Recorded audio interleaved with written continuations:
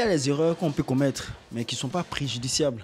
Mais il y a des erreurs aussi qui peuvent littéralement nous faire perdre de l'argent et des ventes. Donc, dans cette vidéo, on va parler des 7 erreurs mentales qui peuvent littéralement plomber votre marketing et vos différentes ventes. Si je fais cette vidéo, c'est que il est très important pour toute personne qui fait de la vente, qui est dans le marketing, qui est aussi sur Facebook Ads, à comprendre un peu l'esprit humain, comment ça fonctionne. Pour nous-mêmes, pour prendre des meilleures décisions, mais pour aussi influencer aussi les gens à acheter nos produits. Parce que si on ne comprend pas ces principes-là, ça sera assez difficile de pouvoir faire des choses assez significatives. Donc dans cette vidéo, on verra cette erreur mentale que la majeure partie des gens commettent. En plus, la sixième et la septième, je suis sûr que 90% des gens qui me suivent commettent cette erreur, parce que j'ai discuté avec beaucoup et j'ai compris qu'il y a la majeure partie des gens commettent. Donc si tu ne veux pas rester dans ces différentes erreurs, n'hésite surtout pas à rester jusqu'à la fin de cette vidéo, parce qu'elle est très importante. Pour ceux qui ne me connaissent pas, je suis Ismaël Smoro, je suis e-commerçant en Afrique, spécialisé en publicité Facebook. Dans mes différentes vidéos, je partage mon expérience afin d'aider le maximum de personnes à atteindre leurs objectifs sur Facebook Ads et en e-commerce de manière assez générale. Donc si c'est des thématiques qui t'intéressent, n'hésite pas à t'abonner et à partager massivement. Sans plus tarder, on va y aller assez rapidement pour la vidéo.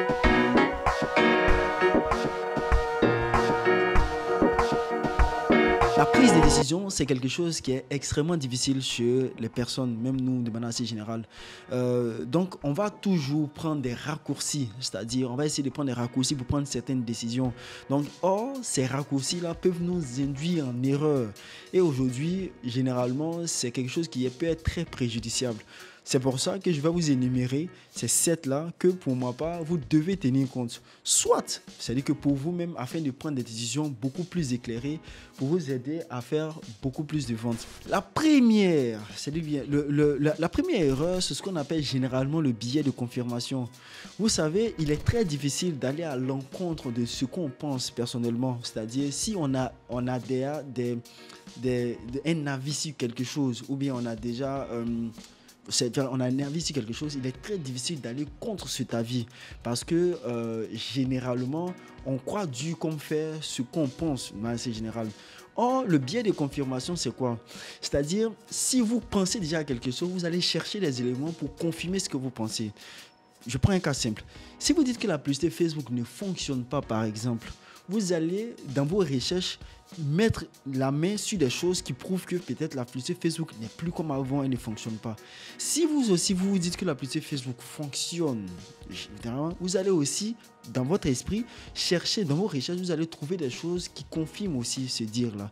Parce que c'est ce qui peut causer problème. Vous voyez, par exemple, il y a des gens qui disent que l'emailing, ça ne fonctionne pas, par exemple. Or, l'emailing, c'est quelque chose qui fonctionne jusqu'à aujourd'hui. Il y a des gens qui vont dire, ah, peut-être TikTok n'est pas assez optimal, ou bien TikTok ne fonctionne pas, ou bien TikTok ne donne pas les ventes. Si vous faites des recherches, vous pouvez trouver des choses qui disent qu'effectivement que TikTok ne fonctionne pas pour confirmer ce que vous pensez au préalable en fonction. Donc faites très attention avec le biais de confirmation.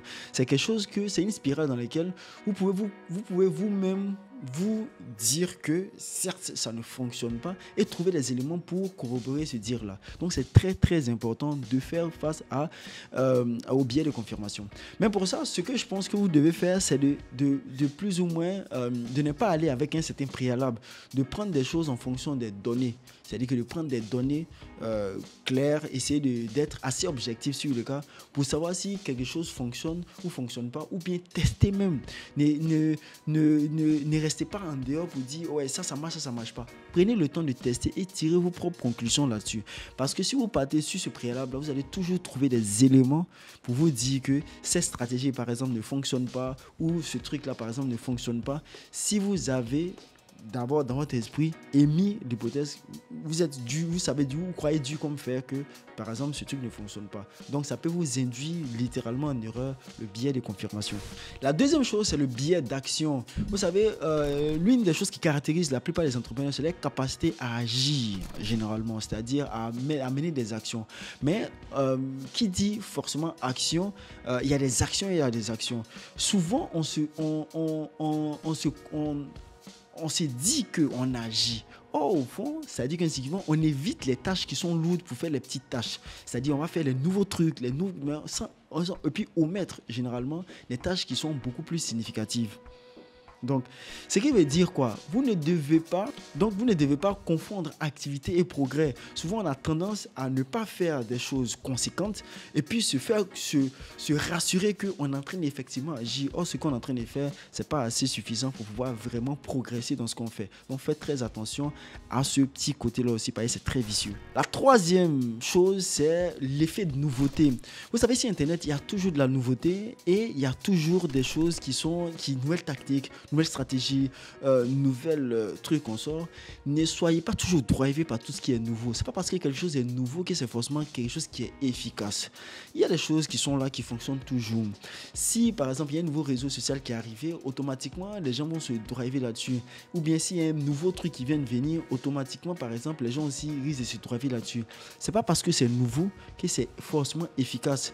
Il y a des choses, il y a des stratégies, il y a des choses qui fonctionnent toujours, mais les nouvelles techniques, les nouvelles trucs, il y en a des tonnes.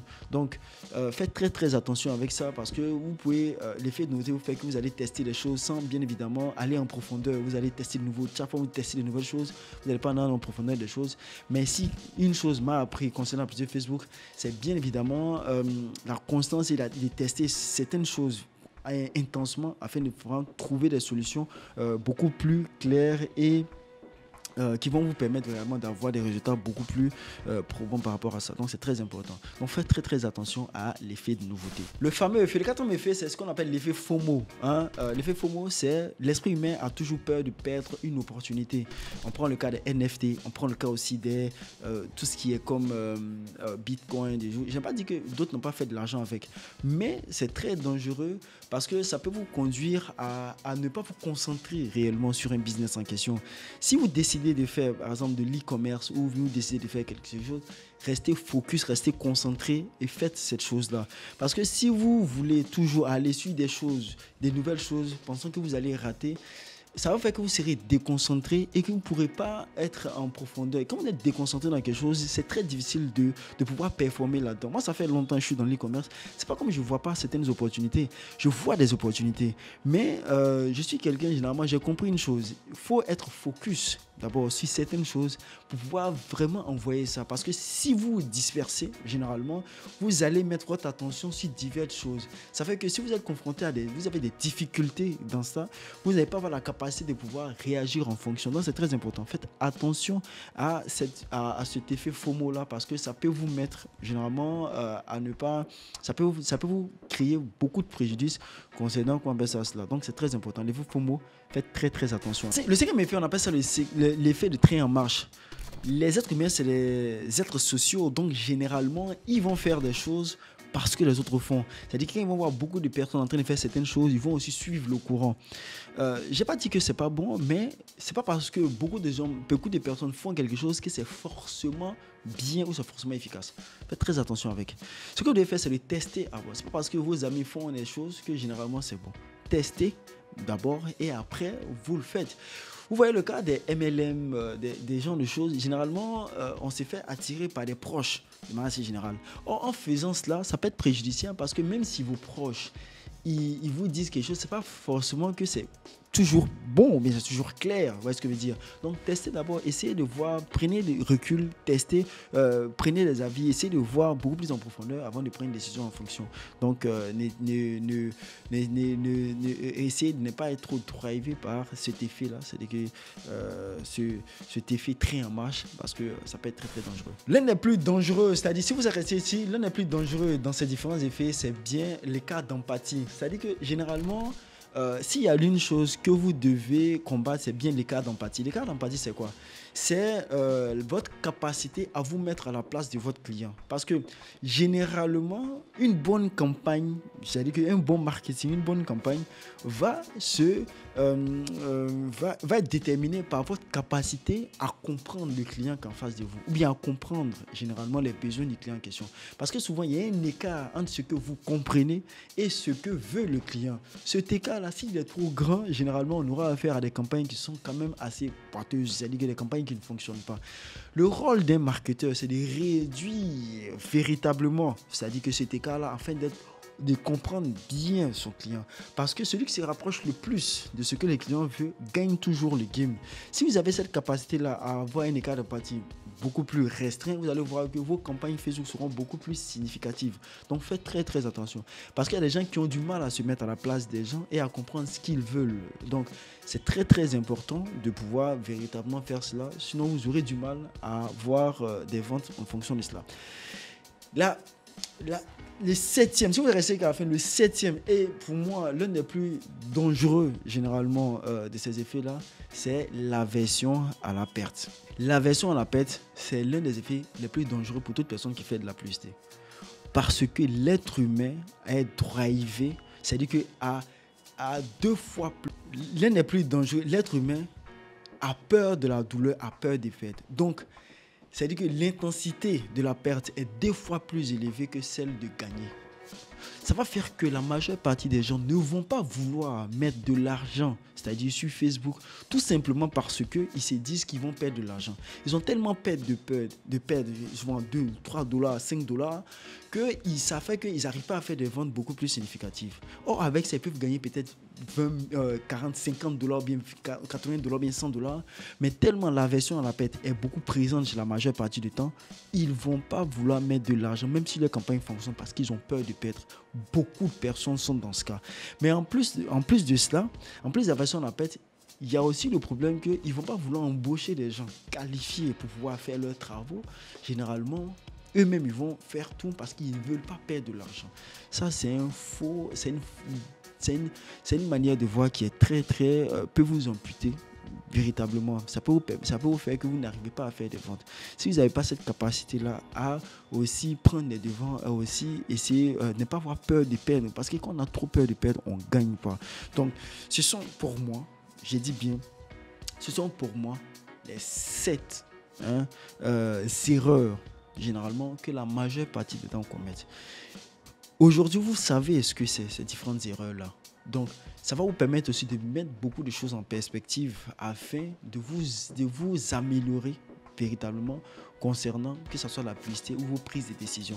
Moi, c'est des choses qui m'aident au quotidien afin de prendre des décisions par rapport aussi à mes propres décisions, par rapport aussi à mes business, mais par rapport aussi au marketing, aux trucs que je fais. Donc, ça m'a fait super plaisir de partager ça avec vous. Si d'autres personnes dans le commentaire ont aussi d'autres erreurs comme ça, mentales aussi, ils peuvent partager ça en commentaire. Ça fait un super plaisir. Sur ce, ça m'a fait encore super plaisir de partager avec vous. On se dit à très bientôt pour d'autres vidéos.